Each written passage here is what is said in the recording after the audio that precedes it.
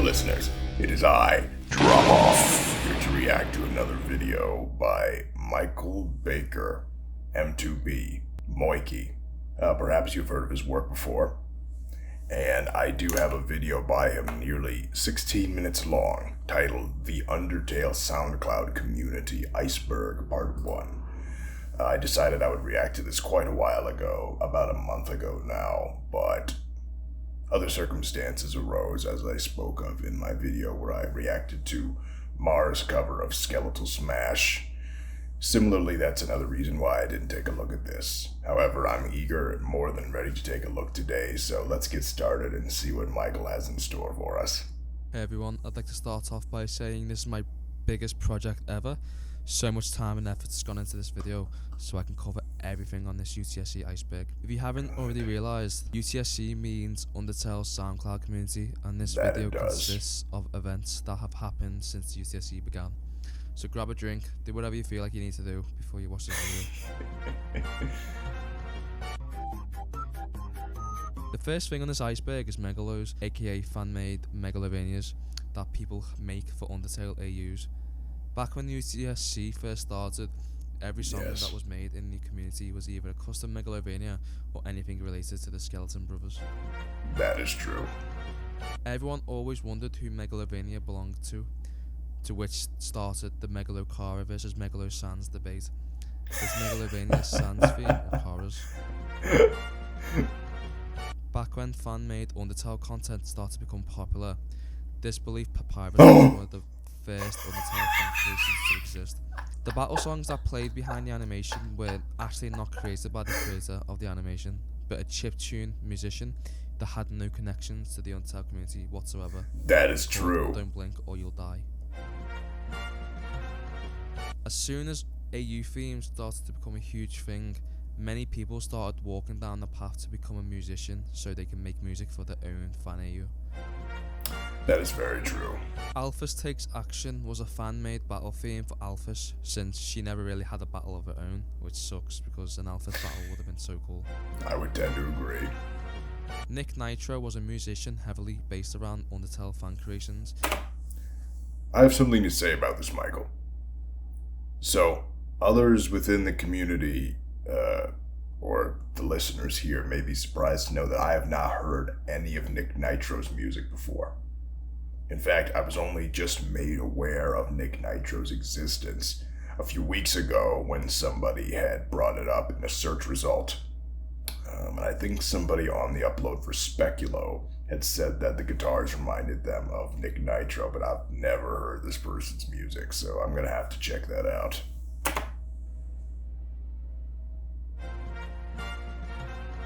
Back when Undertale was created, NYX The Shield helped a lot with making tracks for well-known Undertale fan animations. Nyx the Shield, I have actually heard that name before. That one is familiar to me. Such as Underverse and Glitch Tale. Different Topic was an Undertale AU that replaced the main Undertale cast with well-known video game characters from a bunch of different video game franchises. This AU had its very own soundtrack, and the most memorable song from it was the Megalovania replacement, called Execution, which later had a name change and turned into...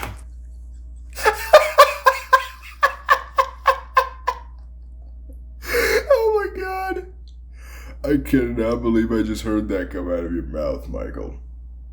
I broke into a cold sweat remembering that incredibly evil, incredibly nefarious Sonic.exe. That is truly one of the songs ever, you know.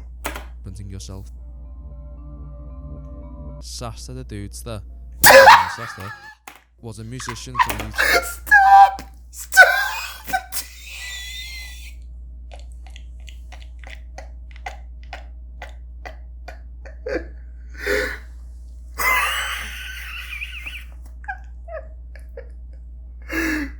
Why on God's earth are you so purple? Look at this purple demon.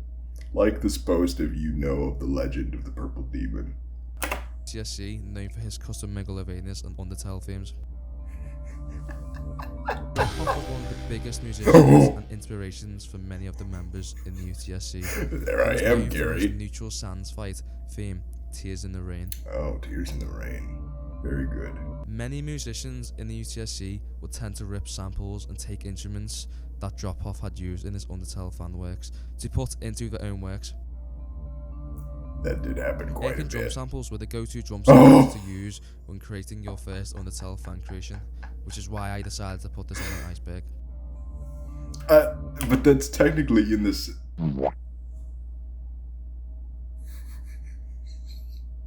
Michael, that's technically in the same section, right? I mean, it's still custom samples that I had used.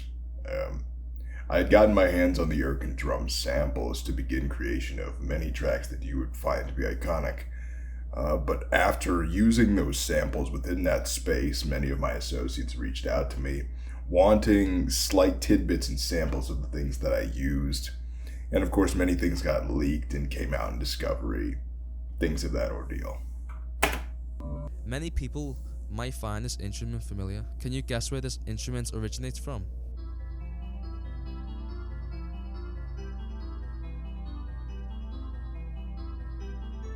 It was originally from the Nintendo 64 game, Super Mario 64.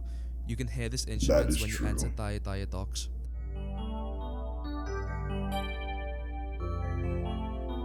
Many UCSC... Good observation, Michael. But the screenshot that you used was not Dire Docks, that was Jolly Roger Bay. And furthermore, the piano that I originally started using in these works was not from Mario 64. It was from New Super Mario Bros. DS, for a personal reason. Musicians decided to use this instrument for their own Megalovanias to make it sound more unique.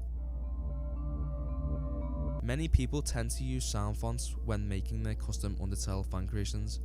The most used sound fonts being Touhou, CGM, and Earthbound. That's very true.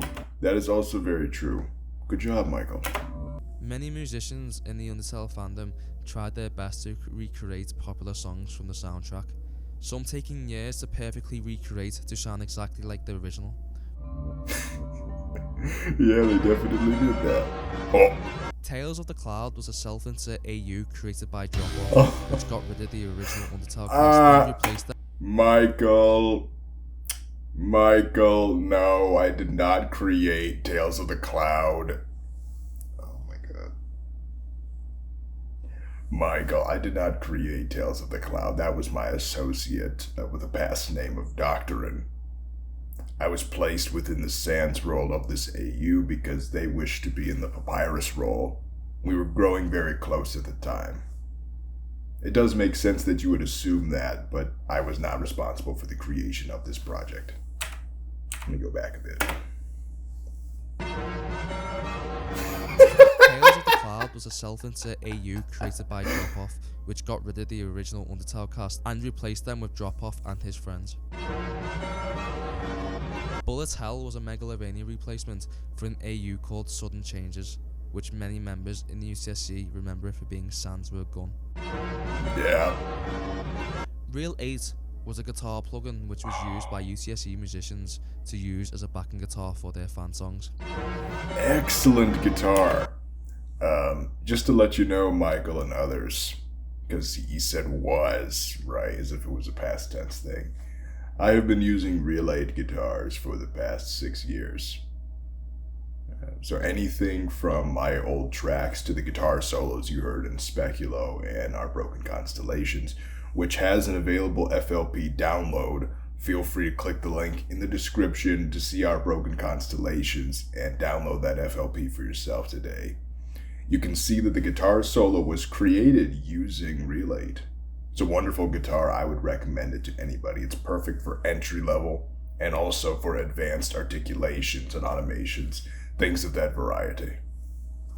Same as the last one, Shreddage 2 was used in a lot of Undertale fan creations for the backing guitar. Very true.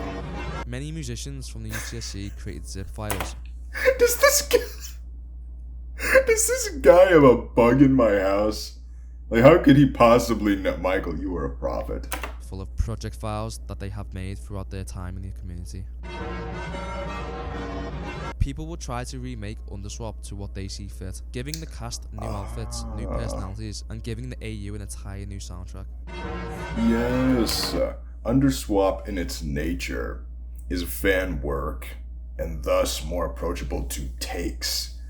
Many people consider the original Undertale to be untouchable in many different ways. So by creating a space with these alternate universes such as Underswap, Story Shift, things of that variety, fans felt they had more of a say and an effect in how these things could go, how these stories could be told.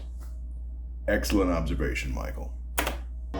Insta Audio was a website where musicians could upload music files onto it for others to see.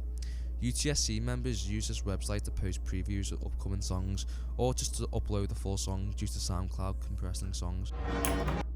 Yes, that is something that definitely did happen, and Stadia was a wonderful website. I loved using it. Apparently, the creator took notice of the fact that so many Undertale SoundCloud members were using Instaudio for this capacity. I myself had some of the most played audio files on the entire website. My Theovania cover that I had done, it's just a very, very short snippet of Theovania, which is a Megalovania replacement for Undertale. It was a cover I was doing of it. It had thousands of plays. Thousands. And the creator definitely took note of that. In the UCSC, there were many friend groups consisting of different people from the community. A lot of these friend groups had a special name to represent the friend group. Yes. Back in the early... Is that really something exclusive to this community space, though? I mean, it was good of you to bring it up, but still, Michael. Days of the UTSC, whenever someone was upset or not feeling good mentally, they would add depressed at the end of their name to show people that they're not feeling all that great. You are right about that, Michael. Oh my goodness. It's never good to see people going through a bad time. And I do understand that people have different ways of expressing it. But there were some people who, for the sake of attention, would make their profile pictures completely black and change their names to just, taking a break, never coming back, never to be seen again. Do not contact me. Do not look at me. Do not even think of me. I'm leaving forever. You stink. I hate you. All that great. Alongside of setting the icon to black. People saw the UTSC as a toxic environment due to all the call-out posts people were making on other creators, causing arguments and other complications toward people in the community. I would tend to agree. Many people in the UTSC were getting targeted for not being original due to all the custom Megalovanias being made and nothing else. So to make themselves a bit more unique, they would end up making an original once or twice to experiment. That did happen. Back in 2018, Drop-Off would undergo some disgusting accusations by someone called Mint, suggesting that he sexually harassed her. Drop-Off made an hour-long video fighting back against these allegations with evidence and screenshots to prove his point, eventually convincing people that Mint was lying.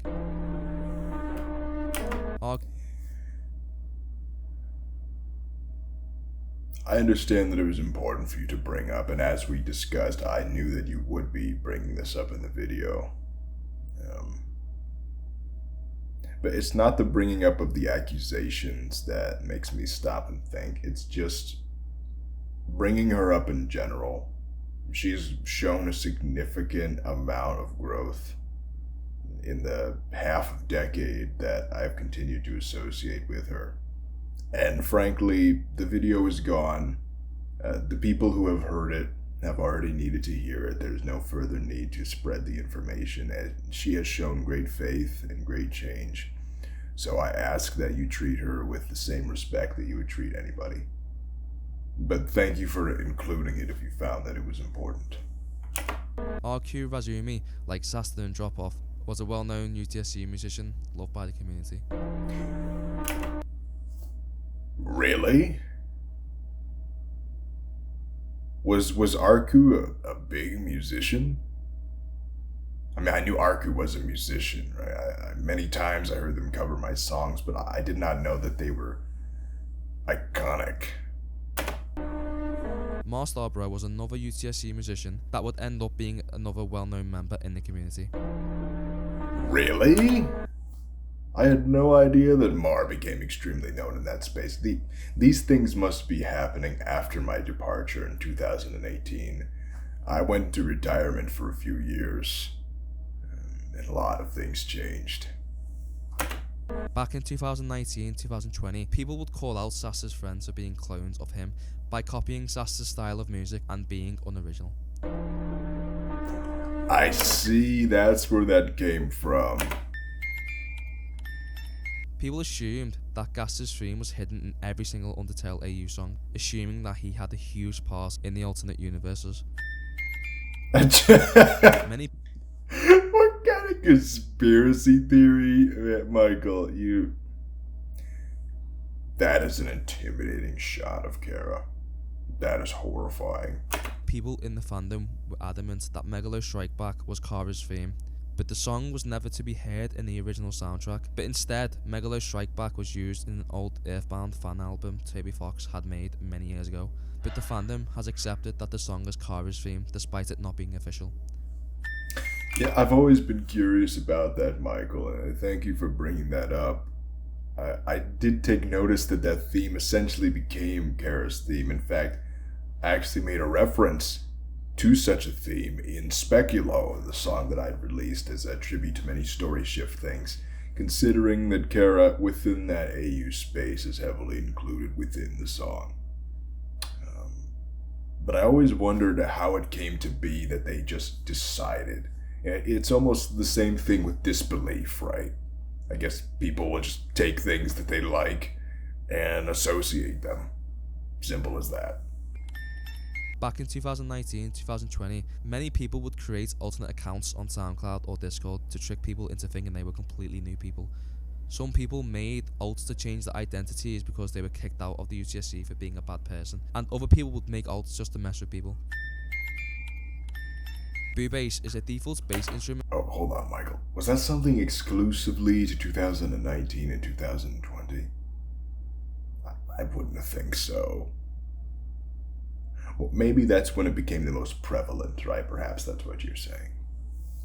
Seeing Boo bass on the screen is pretty funny here. Let's see what you have to say. Alts just to mess with people. Boo bass is a default bass instrument included in FL Studio. Many UTSC musicians use this in their songs.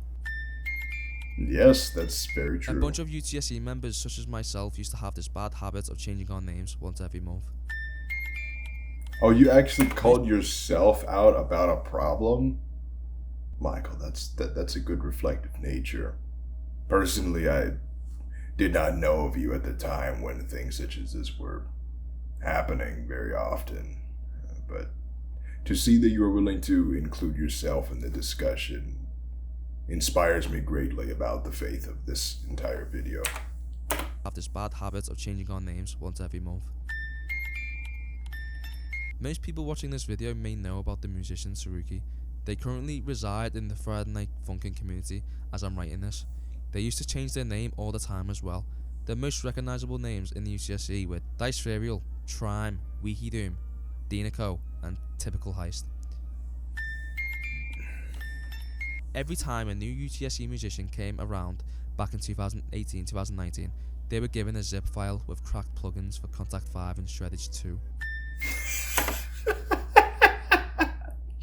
We're just talking about promoting piracy in this video. Sure, why not, Michael? Well, Undertale Halloween Hack was inspired by the old Earthbound Halloween hack Toby Fox had made before he started production on Undertale. Instead of it being based around Earthbound characters, it puts the Undertale cast into a different scenario. Oh, so that's what that Undertale Halloween hack. You know, I only learned just recently that Toby Fox has nothing to do with that. I was always under the impression that it was just a little fan work explosion that happened as a result of something that he did for fun, but I was actually informed very recently that his involvement with it was none. whatsoever. It's completely fan-made.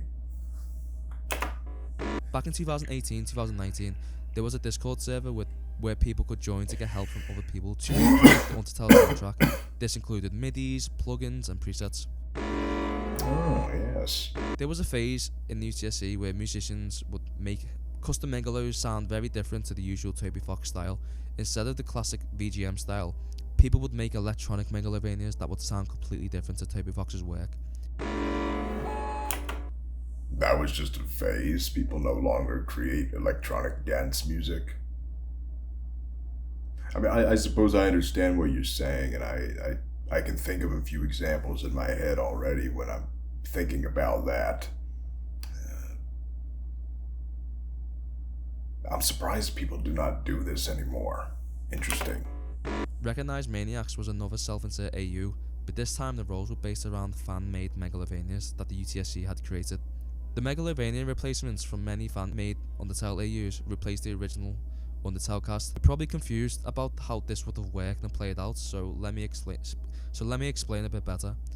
Basically, a custom Megalovania would replace a certain character from Undertale, but instead of a song taking the role, the creator of said song would take the role and their personality would be based around the Megalovania. Oh, it's based on the song. That's actually that's rather unique, Michael. I did not know that. Quite a few UTSC musicians, such as myself, wanted to experiment with their music more so it wasn't always Undertale related. So they decided to start creating Sonic Mania style tracks or songs from the old classic Sonic games from the 90s. Same as the last one, some UTSC members would want to expand into different communities. Some ended up going into the King for Another Day community, which consisted of mashups of already existing songs. I see. Many people speculate that Friday Night Funkin' drove everyone from UTSC to start making FNF styled songs for fan mods, leading towards the UTSC's decline in popularity. Oh, come on. I mean, okay, first of all, you're just breaking the bad news. And I understand that you're just telling the information as you see it. But I always found that to be rather funny.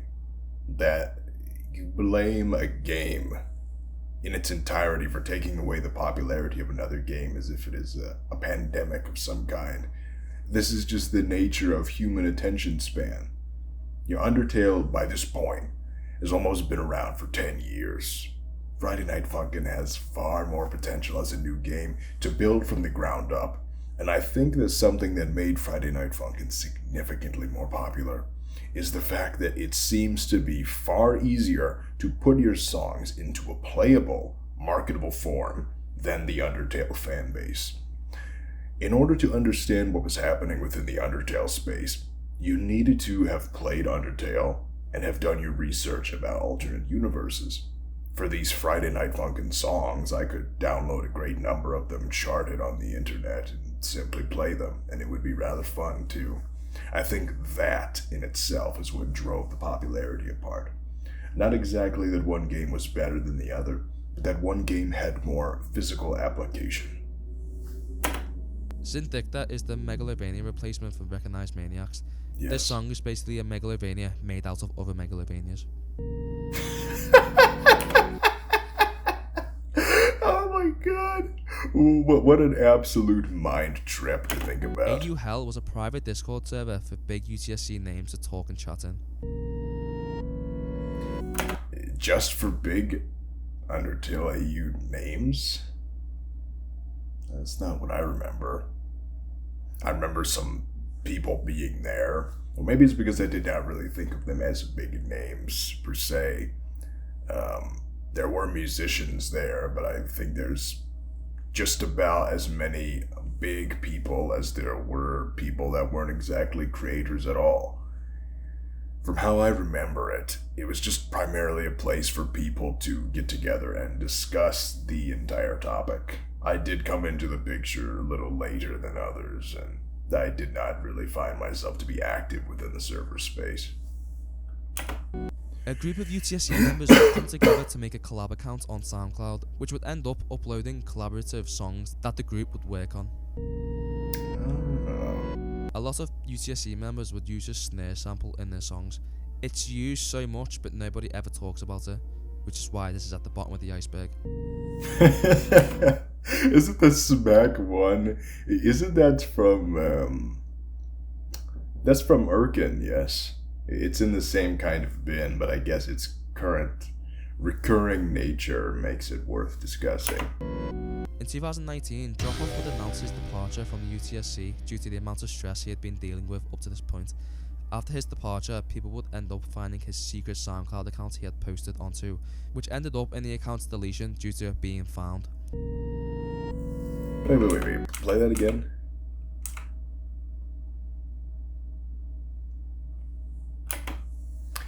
Michael, that was not 2019. That was 2018, and it was in the late stage of 2018 at that. Departure from the UCSC due to the amount of stress he had been dealing with up to this point.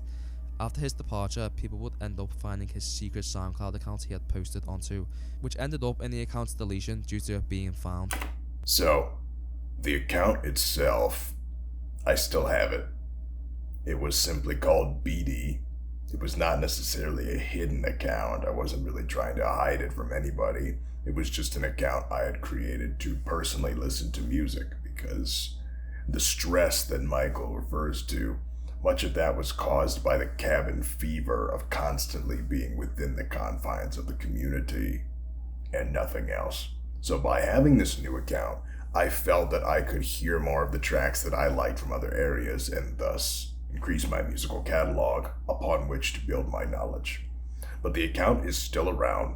The tracks themselves have been privated, because when I saw that certain people were looking for and following these tracks, it was largely the case of many of these people who had already been following me around for a while already.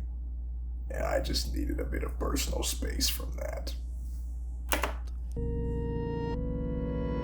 In 2019, there was a bit of a trend going on with people making fake Dropoff clone accounts on SoundCloud where people would act like Dropoff, but under new names. This caused a bunch of new tracks to be created that sound identical to Dropoff's old style.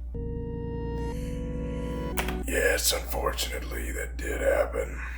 Quite a lot. In 2019, you say? If that is true, I'm surprised that it continued to that point. I did see a few accounts recently within the past year, but it was nothing too strenuous. I had no idea that it was continuing in the regard that it did in 2019. Truly a butterfly ripple effect there. This sample was used by UTSC members for their backing guitars in their songs. This sample had originated from Dropoff, and it ended up with many people taking it and using it for themselves. What? Press 8. Michael, what is that? I've never seen that before. You say that it originated from me. If anybody knows what this sample is, feel free to leave your comment below to tell me. And Michael, of course, you are free to reach out to me through direct messaging at any time. But I do not recall any Press 8 of any kind. And it ended up with many people taking it and using it for themselves. Dave Minecraft Trapped was a shitpost Undertale alternate universe based around...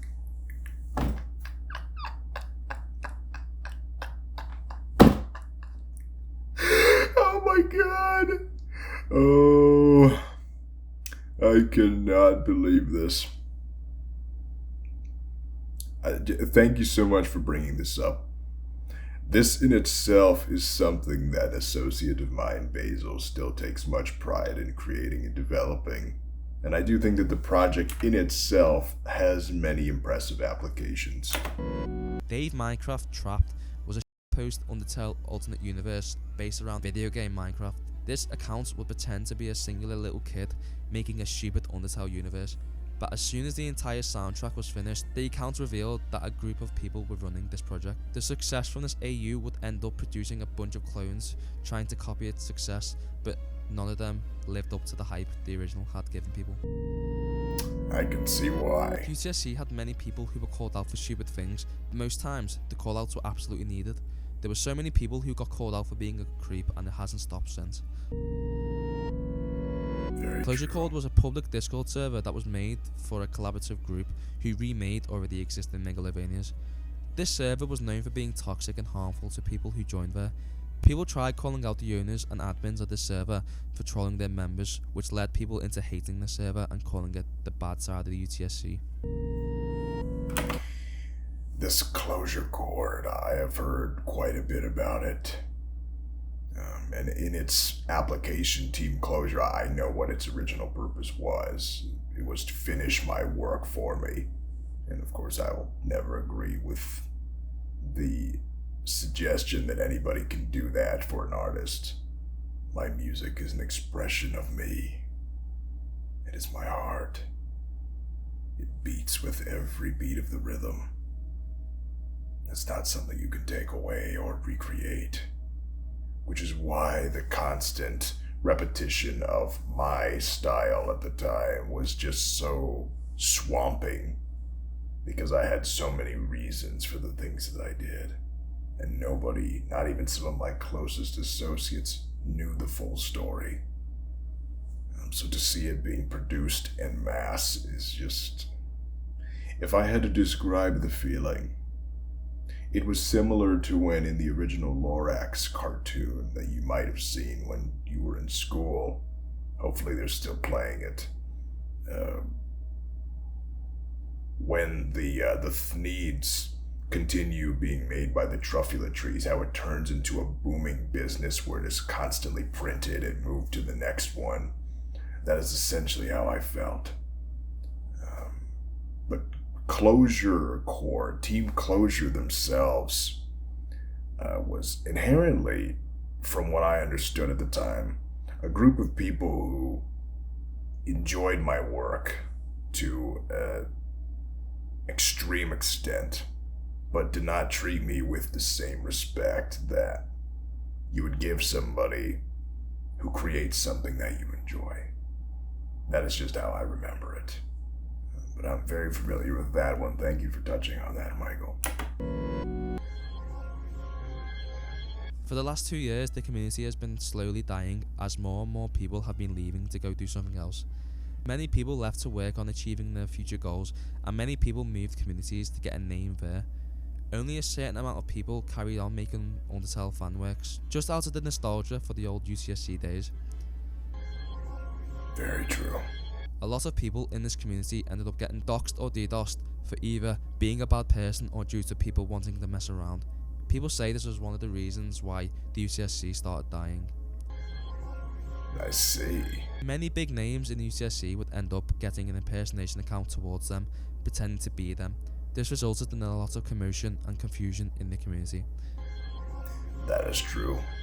In the early days of the UTSC, there was a musician known as ICC. They made a lot of fan creations of Megalovania as well. They would end up making a SoundCloud post announcing their suicide because they had declining mental health. Because of their declining mental health, ICC would post this and not upload for months, but as soon as they made the post, they had created a new account under the name Swunks, which they would post music onto until they've joined a voice chat in a Discord server and someone recognized their voice, leading to people finding out that Swunks was ICC. Back in 2008. Oh my god. That is insane. Really? Oh my god, Michael, that is truly bizarre to hear. I mean, I understand that sometimes people in a lack of communicative skill will take other methods to get the things that they want or get the space that they need, but to go to such extremities is no laughing matter. Oh, that is truly a shame, especially to see, like people are making tribute to this person. That must be... Oh my god. My heart goes out to anybody affected. Finding out that Swunks was ICC. Back in 2018, I would always end up changing my artist name. People today say that I had the most name changes in the UCSC. Is that true? Wiki Doom was a secret alt of Saruki's as they made a post where they announced their departure from the UCSC.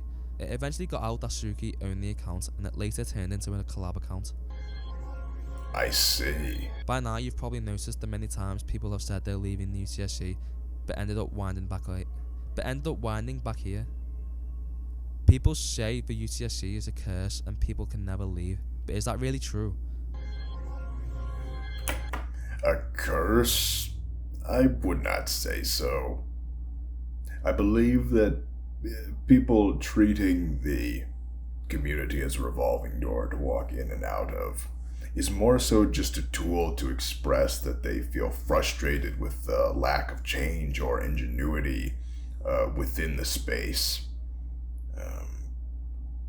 And it's also a commitment to an extremist action rather than a good psychological delve into why you feel the way you do and how you can continue to chip away at the problem slowly. Many times in life, it will feel as if taking the most extreme action is the best way to put your foot down and walk away from the situation feeling the most powerful. Since Tales of the Cloud was made, many people tried to make their own self-insert AUs with their friends, replacing the original Undertale cast.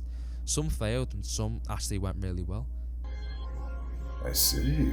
TropicTV was an old UCSC member.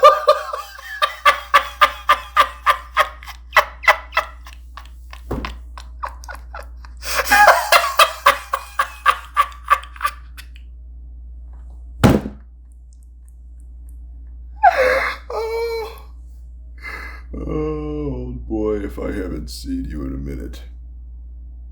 TropicTV. The DVLPR. One of my first obstacles in my career. Not to say that you aren't a person, Tropic. I appreciate the fact that you are sharing the same planet as me. But within the origin year zero of my career, one of my first big fights against objects in my way was that the music that I would make, a lot of people would enjoy, but because of the sharing and borrowing nature of the community, many of my songs were getting used and re-uploaded and things without my consent and permission. Anything from people using it within their fan games to people like TropicTV, the DVLPR, re-uploading songs onto their channel. In fact, probably one of my most notable experiences was when a YouTube channel by the name of Starbot Dubs had used a song of mine, We Are Number One Trousel, in an Undertale AU Christmas comic dub, which I had to message them about and put my foot down regarding it, even threatening a strike and a ban if they continued their behavior. This did get me into brief contact with a few of the associates on the ship, such as Max out of 10, and I even got put into a server space where some of those people did hang out. But primarily, I battled a lot with that because obviously people wanting to use my work, it is flattering in its way. But theft without my permission is not flattery, it is simple disrespect. Now let's see what you have to say, Michael. TropicTV was an old UCSC member like everyone else, but a rumour went round saying that TropicTV was actually EvanTubeHD, you know, the kid who ate that huge gummy worm. Apparently, this rumour ended up being true, and we were actually making music alongside this guy.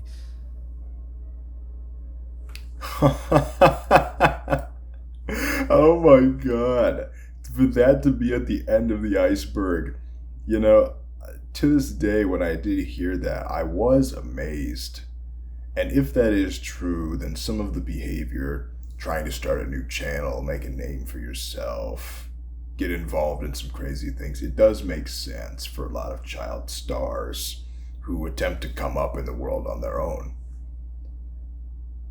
But the experiences that I had with TropicTV in the beginning of my career were, to say the least, to be completely honest with you, it did pain me that my work was being used, but Afterwards, the mention of Tropic themselves became far less of an offensive matter to me and more so a matter of just recounting old history. I really haven't had beef with TropicTV past the actions of attempting to steal my music. I did meet with Tropic a few times after that. I do not recall exact details of the conversation, but things were not sunshine and roses between us. But it was nothing to drive home about, and I would never wish them disrespect in any way, especially on this day. And I do hope that TropicTV, EvanTubeHD, or whoever it is, I do hope that they are doing well. I suppose that concludes this video for now. I will link Michael's socials in the description and in the comments for you to go ahead and check it out. Michael, this video was a really great effort from you to provide some information. There were a few mistakes here and there, but it's nothing that a person hasn't done before in human history. And I admire the pursuit of information and the truth. I think that this is wonderful.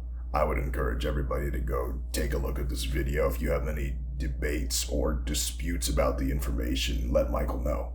He has the comment section open, and I'm sure he would be willing to take your call. That concludes my thoughts on the video. Excellent work, Michael. I look forward to seeing what else this community has in store for me. Feel free to continue sending these kinds of suggestions to my direct message box if you have it, or even my Twitter DM box would be an excellent place to send me your covers of songs. It's an excellent place to promote your fan works as well, if you have any fan works for me or songs that I've made. With that being said, I think I can go ahead and conclude this video for now. So, remember, if you have a musical request of any kind, of any caliber, drop it off.